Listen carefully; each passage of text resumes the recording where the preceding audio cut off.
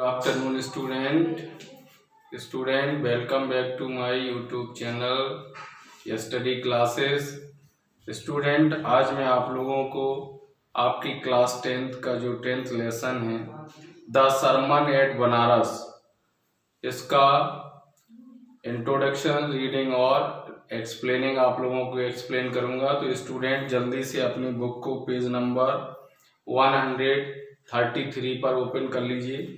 तो स्टूडेंट, जब तक आप लोग अपनी बुक को खोल रहे हैं, थोड़ा सा इस लेसन के इंट्रो के बारे में बात कर लेता हूँ। तो student, there were so many people in ancient time who were followed by so many people of the world. Student, प्राचीन काल में बहुत सारे ऐसे लोग थे जिनका अनुसरण संसार के लोगों के द्वारा किया गया, संसार के लोगों ने उनको फॉलो किया। Every society has such people, हर समाज में ऐसे लोग होते हैं। People of the world regarded only two man of India, Buddha and Gandhi. इस संसार के लोगों ने केवल भारत के दो लोगों को सम्मान दिया, जिनमें से बुद्ध और दूसरे Mahatma Gandhi. The world regards him who sacrifice, ये दुनिया उसको सम्मान देती है जो स्टूडेंट अपने जीवन में त्याग करते हैं। Who has done something good, जिन्होंने कुछ भलाई की है, अच्छाई की है। India's the greatest king Ashoka was the follower of Buddha after Kalinga war. भारत का सबसे महान राजा अशोका द ग्रेट कलिंग युद्ध के बाद बुद्ध का फॉलोअर बना। तो student, I suppose there is a turning point in everybody's life. मेरा मानना है कि प्रत्येक के जीवन में एक टर्निंग पॉइंट आता है। The incident of throwing Gandhiji from the moving train was the turning point in Gandhiji's life. Gandhi ji को एक चलती हुई ट्रेन से फेंक दिया गया था, वही उनके जीवन का एक टर्निंग पॉइंट बना। तो student, one has to come forward, प्रत्येक को आगे आना पड़ता है। एंड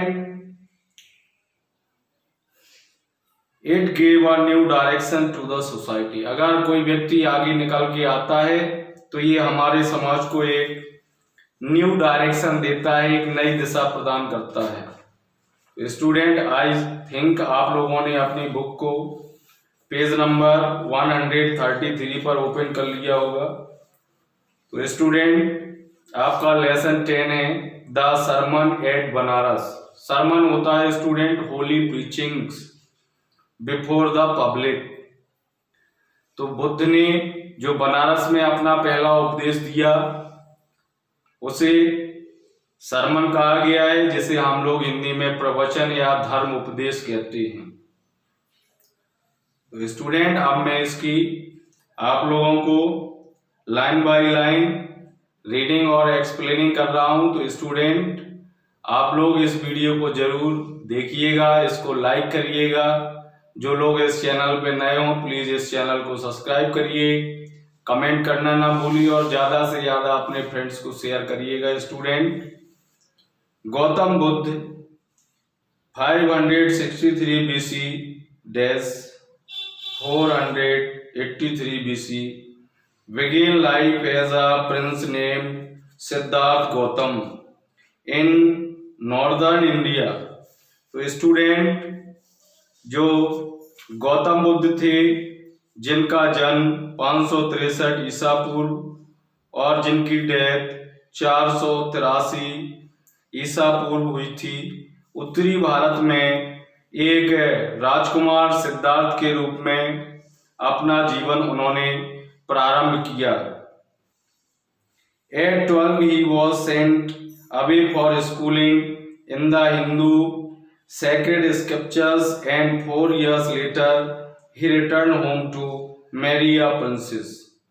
12 साल की उम्र में उन्हें हिंदू धर्म के पवित्र ग्रंथों की ज्ञान प्राप्ति के लिए स्कूल भेजा गया, और 4 वर्ष बाद एक राजकुमारी से उनका विवाह घर लौटने पर कर दिया गया। जब उनकी शिक्षा प्राप्ति हो गई तो उसके 4 साल बाद जब वो घर लौटे तो एक सुंदर राजकुमारी यशोधरा से उनकी शादी कर दी गई। They had a son and lived for 10 years as befitted royalty। और इसके बाद स्टूडेंट उनका एक पुत्र पैदा हुआ जिसका नाम राहुल था, और इसके बाद वह 10 वर्षों तक राजसी ठाट से अपने महलों में रहे। At about the age of 25, the prince heretofore shielded from the sufferings of the world, while out hunting, chanced upon a sick man, then an aged man, then a funeral procession, and finally a monk begging for alms। Student एक बार शिकार करने के दौरान उन्होंने एक बीमार व्यक्ति, इसके बाद एक बूढ़े व्यक्ति, और फिर अंत में एक भिक्षु को भिक्षा मांगते हुए देखा। इन दृश्यों से वो इतने प्रभावित हुए कि उन्होंने उसी समय एक भिखारी बनकर संसार में उन पीड़ाओं को जिन्होंने उन्हें देखा निवारण के लिए वो ज्ञान प्राप्ति हेतु निकल पड़े। तो स्टूडेंट जब उन्होंने एक वृद्ध व्यक्ति को उसके अंतिम संस्कार को देखा और अंत में जब उन्होंने एक भिक्षु को भीख मांगते हुए देखा था, These sights so moved him, इन दृश्यों से वह इतना अधिक प्रभावित हुए that he at once went out into the world, कि वो इस संसार में बाहर निकल गए to seek enlightenment, ज्ञान की प्राप्ति के लिए। वो ज्ञान की प्राप्ति के लिए और इन पीड़ाओं के निवारण के लिए अपने राजमहल को छोड़ करके निकल गए। Concerning the sorrows he had witnessed, student उन्होंने जो इस दुनिया के पीड़ाओं को देखा था, उन पीड़ाओं को जिन्होंने उन्हें देखा था उसके निवारण के लिए ज्ञान प्राप्त हेतु वो निकल गए। He wandered for 7 years, 7 वर्ष तक वह भटकते रहे। wander means भटकना।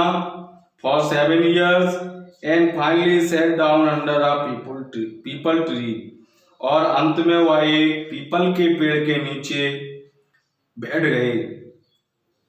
Where he bowed to stay until enlightenment came, और वह उस पीपल के पेड़ के नीचे तब तक बैठे रहे जब तक उन्हें ज्ञान प्राप्त नहीं हो गया। Enlightenment came after 7 days, 7 दिन के बाद उनके अंदर ज्ञान उत्पन्न हुआ, ज्ञान का उदय हुआ। He renamed the tree the Bodhi tree, tree of wisdom। तो उन्होंने स्टूडेंट उस पेड़ का नाम रखा ज्ञान का वृक्ष। क्या रखा? वो वृक्ष अर्थात ज्ञान का वृक्ष, उस पेड़ का उन्होंने नाम रखा। And begin to teach and to share his new understandings, और उन्होंने पढ़ाना और बांटना शुरू किया अपने नए ज्ञान को, अपनी शिक्षा को, नई प्राप्तियों को उन्होंने बांटना शुरू कर दिया। At that point he became known as the Buddha, और उस समय लोग उन्हें बुद्ध के नाम से जानने लगे, उन्हें बुद्ध के नाम से जाना जाने लगा। The Buddha preached his first sermon at the city of Banaras. Buddha ने अपना पहला धर्म उपदेश बनारस में दिया। Most Holi of the dipping places on the river Ganga, जो कि गंगा नदी के सबसे पवित्र तट है, वहां पे अपना पहला धर्म उपदेश दिया। That sermon has been preserved, और उस धर्म उपदेश को सुरक्षित रखा गया है। एंड इज गिवन हियर, और उसको यहाँ पर दिया गया है। It reflects the Buddha's wisdom, यह बुद्ध के बुद्धिमत्ता को प्रकाश डालता है। About one incredible kind of suffering, और यह उस दुख, उस तकलीफ के बारे में बुद्ध के ज्ञान को, अबोधगम ज्ञान को प्रदर्शित करता है या दर्शाता है। किसा Gautami had an only son and he died, एक महिला थी जिसका नाम था किसा गौतमी, उसका केवल एक बेटा था और वह मर गया। In her grief she carried the dead child to all her neighbours asking them for medicine, और वह अपने दुख में अपने मृत बेटे को सभी पड़ोसियों के पास ले गई और उनसे दवा मांगने लगी। और उसने लोगों से कहा, and said to the people, and the people said, और लोगों ने कहा, she has lost her senses, लोगों ने कहा कि वह अपनी सद्बुद्धि खो चुकी है। द बॉय इज डेड, लड़का उसका मर गया है। At length Kisa Gotami met a man who replied to her request, I cannot give the medicine for thy child, but I know a physician who can. और लंबे समय के बाद, एट लेंथ मीन्स लंबे समय के बाद, किसा गौतमी को एक व्यक्ति मिला जिसने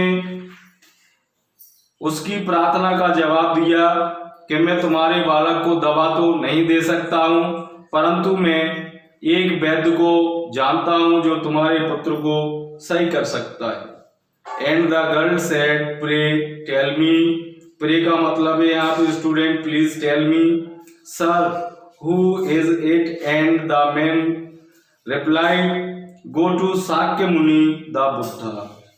उस लड़की ने कहा, मैं प्रार्थना करती हूँ, मुझे बताइए श्रीमान वह कौन है।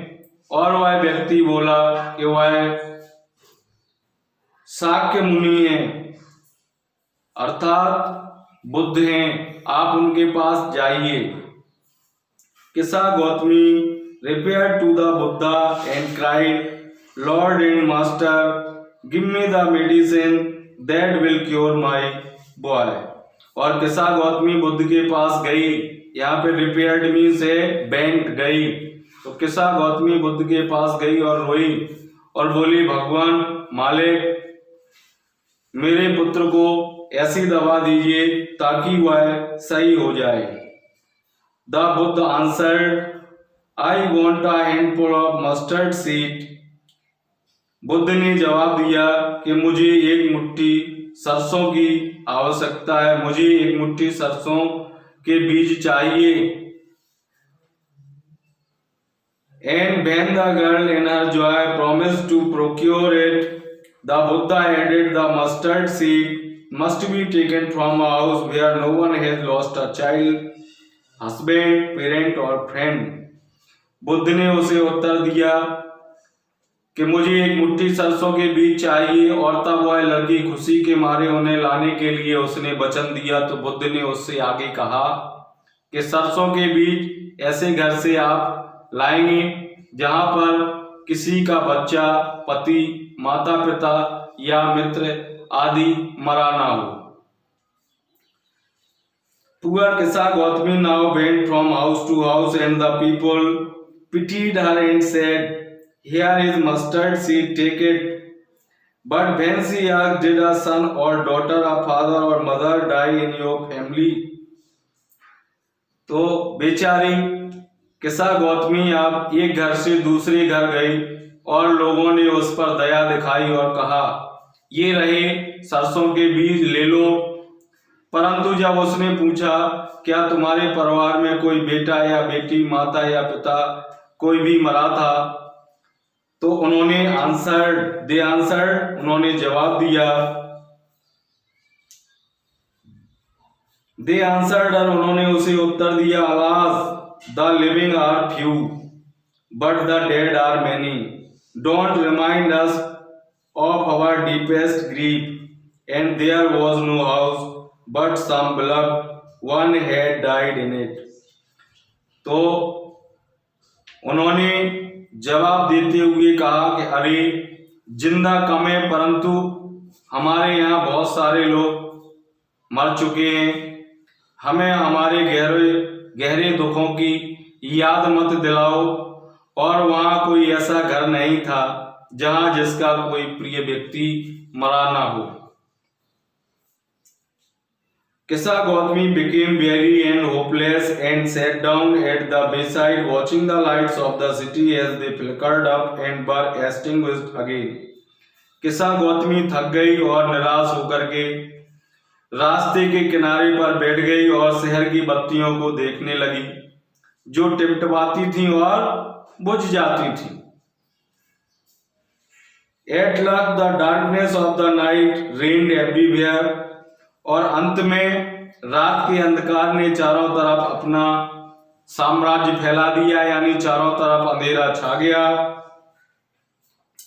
And she considered the fate of man.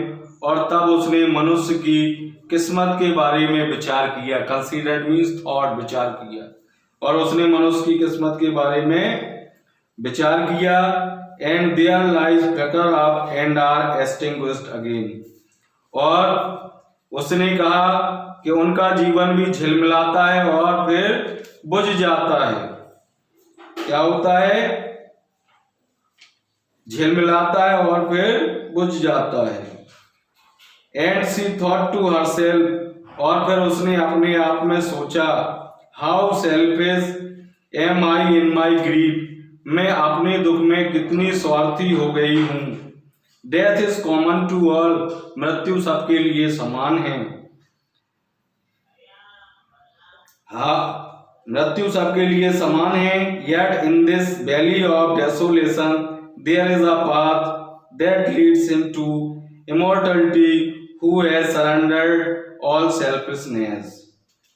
और इसके बाद उसने कहा कि फिर भी इस दुखमय संसार में एक रास्ता ऐसा है जो उसे सभी स्वार्थ का त्याग करके अनश्वर बनाता है।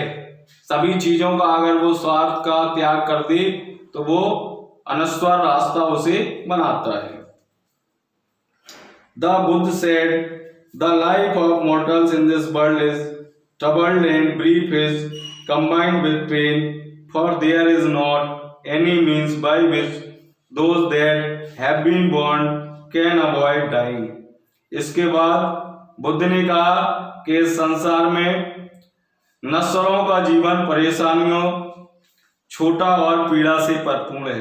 परेशानियों से भरा हुआ है, छोटा है और पीड़ाओं से भरपूर है, क्योंकि कोई भी ऐसा रास्ता नहीं है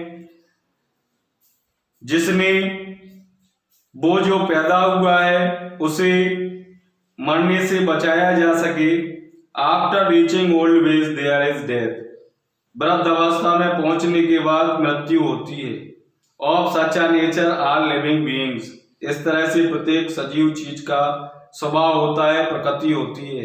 ऐसी ही जीवों की प्रकृति होती है। As ripe fruits are early in danger of falling, जिस प्रकार से पके हुए फल का हमें गिरने का भय रहता है, डर रहता है। As all earthen vessels made by the potter end in being broken, जिस तरह से कुम्हार के द्वारा बनाए गए सभी मिट्टी के बर्तनों का अंत टूटने पर होता है, so is the life of mortals, इसी प्रकार से नश्वर जीवन है। बोथ यंग एंड अडल्ट, दोनों का, युवा का और वयस्क का।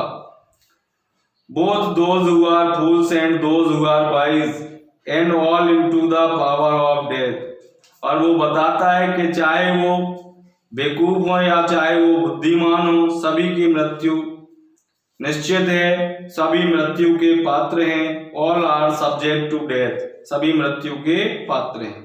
Of those who overcome by death depart from life, और इसके बाद वे जिन पर मृत्यु विजय प्राप्त कर लेती है जीवन से अलग हो जाते हैं। A father can not save his son, एक पिता अपने पुत्र को नहीं बचा सकता है। नॉर किन्समैन देयर रिलेशंस, ना ही रिश्तेदार और ना ही कोई संबंधी उसको बचा पाते हैं। Mark why relatives are looking on and lamenting deeply, याद रखो जब रिश्तेदार देख रहे होते हैं और जोर से विलाप करते हैं। One by one mortals are carried off, तो एक के बाद एक नश्वर को इस प्रकार से ले जाया जाता है। लाइक एन ऑक्स, एक बैल की तरह, जिस प्रकार एक बैल को बलि के लिए ले जाया जाता है। That is led to the slaughter, slaughter means बलि, यहाँ पे हत्या। So the world is afflicted with death and decay, इसी प्रकार से यह संसार मृत्यु और सड़न के दुखों से प्रभावित है। Therefore the wise do not grieve, इसलिए जो बुद्धिमान और समझदार लोग होते हैं वह शोक नहीं मनाते हैं। Knowing the terms of the world, क्योंकि वे संसार की प्रतिक्रिया को जानते हैं। Not from weeping, not from grieving will anyone obtain peace of mind, ना तो रोने से और ना ही दुख मनाने से कभी भी मन को शांति प्राप्त हो सकती है। On the contrary, his pain will be the greater and his body will suffer, इसके विपरीत उसका दर्द और ज्यादा बढ़ेगा और उसके शरीर दुख भी भोगेगा। He will make himself sick and pale, वह अपने आप को बीमार और कमजोर कर लेगा। Yet the dead are not saved by this lamentation, और इसके बावजूद भी विलाप करने से या रोने से मृतक व्यक्ति को नहीं बचाया जा सकता है। He who seeks peace should draw out the arrow of lamentation and complaint and grief, और वो ऐसे लोग वे जो शांति की खोज करते हैं उन्हें विलाप, शिकायत और दुख का तीर छोड़ना होगा, यानी इन सब चीजों को उन लोगों को त्यागना होगा। Who has drawn out the arrow and has become composed will obtain peace of mind, और वह जिसने यह तीर छोड़ दिया और वह शांत हो गया है वह मन की शांति को प्राप्त कर लेगा। He who has overcome all sorrow will become free from sorrow, वह जिसने सारे दुखों पर विजय प्राप्त कर ली है वह सारी तकलीफों से मुक्त हो जाएगा। एंड बी ब्लेस्ड, और आशीर्वाद पा जाएगा। तो स्टूडेंट, मैंने आपको ये आपकी लेसन 10 की रीडिंग एक्सप्लेनिंग की है। तो ये वीडियो देखने के लिए आप सभी को बहुत बहुत धन्यवाद। अगली वीडियो में फिर मिलेंगे। Thanks a lot for watching this video.